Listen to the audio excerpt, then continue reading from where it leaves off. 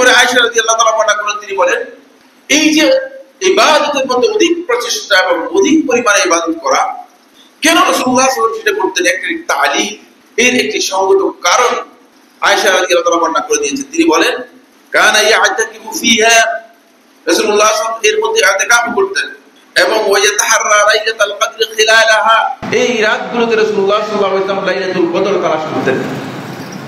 সুতরাং লাইলাতুল কদর তালাশ করা এটা এমনিতেই একটি ইবাদত, শুধু তালাশ করাটাই একটি ইবাদত।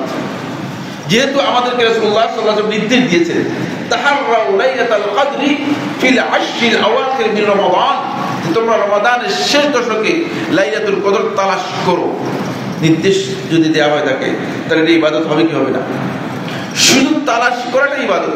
আপনি পেয়েছেন কি পান নাই, না পেলেও আপনি যদি তালাশ করে থাকেন তাহলে আপনি এই ইবাদতটুকু, আল্লাহ রাসূল সাল্লাল্লাহু আলাইহি ওয়াসাল্লামের নির্দেশটুকু আপনি পালন করতে পারলেন, এতে আপনি অবশ্যই সওয়াব পাবেন।